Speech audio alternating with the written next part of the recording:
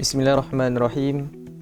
Alhamdulillah rabbil alamin wassalatu wassalamu ala asyrafil anbiya wal mursalin wa ala alihi wa sahbihi ajma'in. Assalamualaikum warahmatullahi wabarakatuh. Pada video kali ini saya akan membentangkan kajian saya yang bertajuk Syekh Yusuf Al-Makassari dan peranannya dalam pengislaman masyarakat Nusantara. Okay, baik, sebelum itu izinkan saya untuk memperkenalkan diri saya. Saya Izzat Syafiq bin Zulkifli, nombor matrik A170941, Program Pengajian Arab dan Tamadun Islam, di bawah seliaan Dr. Farid Makhzin. Seterusnya, pengenalan. Pada abad ke-15, golongan ulama memainkan peranan yang penting dalam perkembangan agama Islam di Nusantara. Selain menjadi tulang belakang kepada satu pemerintahan, golongan ini juga berperanan dalam menentang penjajahan. Kelahiran Syekh Yusuf Al-Makassari memberi impak yang sangat besar terhadap penyebaran agama Islam di Nusantara, terutamanya di daerah Sulawesi Selatan. Beliau merupakan seorang ilmuwan yang sangat berpengaruh pada abad ke-17 di Nusantara. Selain dikenali sebagai seorang ulama, beliau juga berperanan bagi mengetuai pasukan tentera sebagai panglima perang bagi menentang penjajahan Belanda. Okey, seterusnya saya akan menceritakan serba sedikit biografi tentang Syekh Yusuf Al-Makassari. Nama beliau adalah Muhammad Yusuf bin Abdullah. Beliau lahir pada 8 Syawal 136 Hijrah bersamaan dengan 3 Julai 1626 Masihi. Ibu beliau bernama Aminah binti Dampang Kokmara, seorang yang berketurunan bangsawan dari kerajaan Tola, iaitu kerajaan kembar dengan kerajaan Goa. Manakala ayahnya bernama Abdullah. Terdapat beberapa pendapat ataupun khilaf, pelbagai pandangan yang diberikan tentang salasilah keluarga Syekh Yusuf Al-Makassar. Akan tetapi, Hamka telah menetapkan bahawa nama ayah beliau adalah Abdullah, bagi mengelakkan wujudnya pelbagai pandangan yang menyebabkan berlakunya kontroversi. Walau bagaimanapun, sumber terkuat mengatakan bahawa beliau, Syekh Yusuf Al-Makassar, lahir daripada golongan bangsawan. Hal ini menyebabkan Syekh Yusuf Al-Makassar daripada kecil mendapat kelebihan daripada statusnya yang lahir daripada golongan bangsawan. Sejak awal usia, Syekh Yusuf Al-Makassar telah mendapat pendidikan dengan ulama kerajaan Goa. Perjalanan keilmuannya cukup dahsyat untuk diceritakan, sangat panjang kerana semangatnya dalam mendalami ilmu agama, terutamanya ilmu tasawuf. Beliau juga merupakan seorang penasihat kepada Sultan ataupun penasihat kepada kerajaan Banten. Okey, baik. Saya akan menceritakan perjalanan keilmuan Syekh Yusuf Al-Makassar. Perjalanan keilmuannya bermula daripada daripada beliau menerima pendidikan awal bersama dengan ulama-ulama kerajaan Goa. Pada ketika itu beliau merasakan tidak puas dengan ilmu yang beliau ada. Lalu Syekh Yusuf Al-Makassar bertekad untuk menuntut ilmu dengan lebih mendalam dengan melakukan permusafiran, iaitu rehlah ilmiah. Pada ketika itu beliau menggunakan kapal layar untuk bergerak ke satu tempat ataupun satu kota bagi beliau menuntut ilmu. Tambahan pula, kerajaan Goa pada ketika itu, kota Goa yang beliau tinggal sebelum ini, sebagai tempat pelabuhan yang terkenal pada ketika itu. Beliau menunggu kapal layar untuk bergerak ke kota lain bagi menuntut keilmuan. Dan perjalanan yang pertama, beliau pergi ke Banten. Hal ini kerana pada ketika itu kapal layar memang akan berhenti ke kota Banten. Kota Banten tidak jauhlah dengan kota Goa, masih dalam daerah Sulawesi. Beliau pergi ke kota Banten bagi mendalami ilmu agama. Ada pendapat bahawa beliau menumpang kapal Melayu bagi persinggahannya ke kota Banten. Okey, baik. Nama Banten sudah biasa didengari oleh Syekh Yusuf Al-Makassari daripada pedagang-pedagang ataupun pelayar-pelayar yang singgah di kota Goa sebelum ini. Tambahan juga, hubungan di antara Makassar dan juga Banten sebagai pusat pengembangan ilmu Islam, agama Islam, dan juga pusat perdagangan bebas di Nusantara. Di Banten, Syekh Yusuf Al-Makassari tidak kekok menyelesaikan diri dengan keadaan dan berkenalan dengan ulama-ulama yang berada di Banten. Di Banten juga Syekh Yusuf Al-Makassar berkenalan dengan seorang anak putera raja, iaitu Abdul Fattah, yang dikenali sebagai Sultan Ageng Tirta Yasa. Seterusnya, Syekh Yusof Al-Makassar, setelah beberapa lama, Syekh Yusof Al-Makassar berhijrah dan bergerak ke Aceh bagi menemukan seorang ulama yang masyhur pada ketika itu, yang telah dicatatkan oleh Syekh Yusof Al-Makassar sendiri di dalam karangannya, yang beliau ingin berjumpa dengan seorang ulama yang bernama Syekh Nuruddin Al-Raniri yang dikatakan menetap di Aceh. Hal ini tidak lain tidak bukan bagi menambah keilmuannya dalam bidang agama, terutamanya dalam bidang ilmu tasawuf. Terdapat beberapa khilaf tentang tiada catatan yang dilakukan oleh Syekh Yusof Al-Makassar ataupun anak muridnya tentang keberadaan beliau di Aceh. Namun terdapat catatan yang menyatakan bahawa beliau, iaitu Syekh Yusof Al-Makassari sendiri, pernah berguru dengan Syekh Nuruddin Al-Raniri, dan Syekh Yusof Al-Makassar sendiri telah menerima ijazah daripada Syekh Nuruddin seperti yang ditulis dalam risalahnya, iaitu Safinat An-Najah. Setelah daripada itu, beliau Syekh Yusof Al-Makassar berusaha untuk berhijrah atau ke Timur Tengah, menambahkan keilmuan dan juga menunaikan rukun haji di Mekah.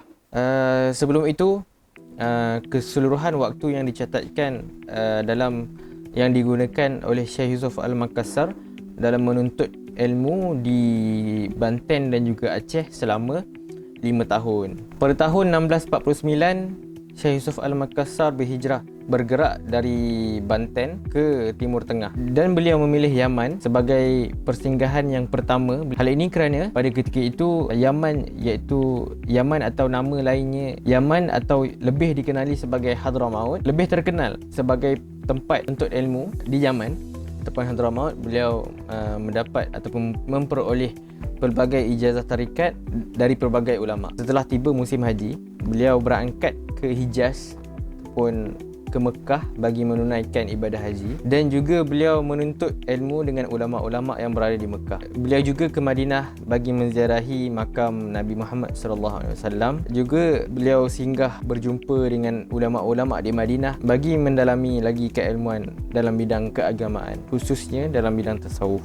Setelah beberapa tahun beliau berada di Hijaz, iaitu Makkah dan Madinah, setelah beberapa lama mendalami ilmu agama di Banten, Aceh, Yaman dan Hijaz, rupanya beliau Yusof Al-Makassar belum lagi puas dengan ilmu yang telah beliau peroleh. Lalu beliau meneruskan perjalanannya ke negeri Syam. Di Syam juga, Syekh Yusof Al-Makassar menerima ijazah tarikat daripada seorang ulama yang terkemuka yang bernama Syekh Abu Al-Barakat Ayub bin Ahmad bin Ayub Al-Khalwati Al-Qurashi. Guru ini memberikan ijazah kepada beliau setelah dilihat kesungguhan Syekh Yusof Al-Makassar dalam mendalami dan mendisiplinkan ilmu tasawuf dalam dirinya. Tidak cukup dengan itu, beliau juga diberikan amanah oleh gurunya itu bagi menyebarkan tarikat Al-Khalwatiyah, sehingga beliau mendapat gelaran Tajul Khalwati Hadiyatullah.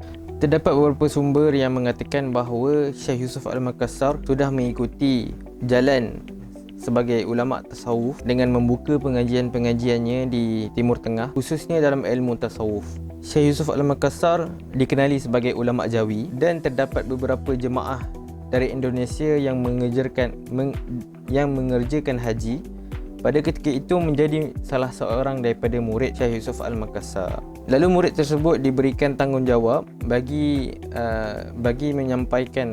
menyebarkan ajaran tarikat Khalwatiyah yang dibawa oleh Syekh Yusof Al-Makassar ke Nusantara, iaitu ke tanah airnya. Catatan juga mendapati bahawa Syekh Yusof Al-Makassar telah berada di Timur Tengah selama 15 tahun bagi mendalami ilmu agama, khususnya dalam bidang ilmu tasawuf.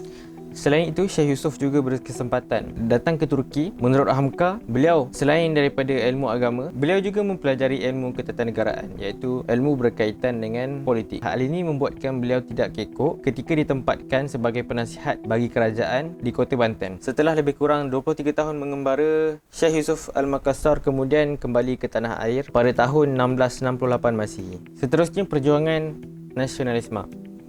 Beliau berkhidmat menjadi penasihat kerajaan Banten, iaitu kepada sahabatnya yang ketika beliau berada di Banten pada awal pemusafiran keilmuannya. Beliau dilantik oleh Sultan Ageng Tirtayasa. Seterusnya beliau juga menjadi qadi, iaitu hakim dan guru besar agama Islam ketika berada di Kota Banten. Selain daripada itu, beliau juga menjadi panglima perang kerajaan Banten bagi melawan atau menentang penjajahan Belanda pada ketika itu. Dengan keilmuan dan pengalamannya ketika berada di Timur Tengah semasa menuntut ilmu, beliau dapat aplikasikan dalam ketika beliau dilantik dalam tampuk pimpinan kerajaan.